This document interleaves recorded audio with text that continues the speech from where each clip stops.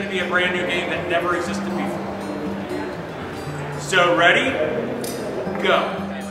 With just the trinkets and game pieces on the table and their own imagination, attendees design a game from scratch. These are the players, right? Like how a many playing players? field? To like based on the dice roll, you have to like stop there, pause. Yes. Yeah. First one to finish, first one to complete wins, and then they get the candy. Okay. Exactly. Well, what we wanted to do is expose them to a design pattern for improving consumer loyalty programs using the science that we've been exploring for the last few years at Maritz and the process that we've developed to apply that science to real-world problems.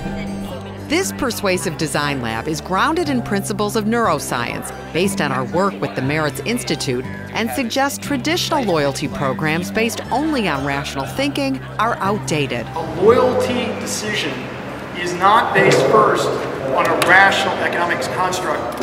All the science the last 20 years now tells us it's based first on emotion. So if you can connect to somebody emotionally rather than rationally, you're much more likely to move their behavior. And that's what we need to do in loyalty programs. Once players design their game, teams swap places and share what works and what doesn't work.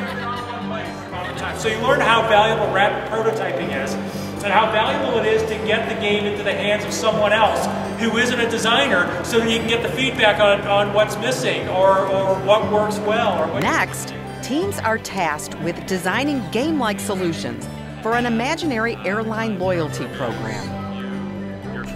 The one thing that a lot of programs miss is design, is the discipline of design. And design begins with helping people solve a problem or make their lives better. To engage players in either the game or the make-believe loyalty program, designers need to consider one important element: fun. What else? No rules.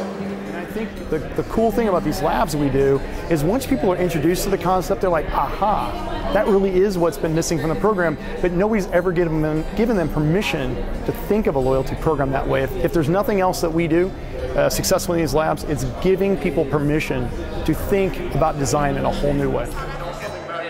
Monique Smith is excited to apply the ideas she's learned in the lab at the South African bank where she works, and admits she was surprised to hear that the science behind most current loyalty programs is outdated. That was quite new and interesting, and I agree. I think we have based things on rational decision making, and yet we've got a whole generation of millenniums who act out of emotion, and we haven't really stopped to unpack that, and I think it's time we do.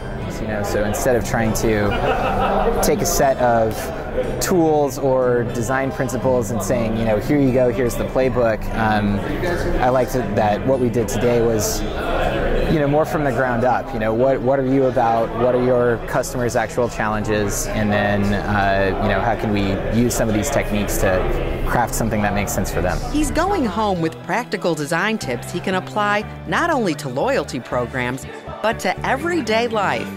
Now that's something to celebrate. You will all deserve a round of applause.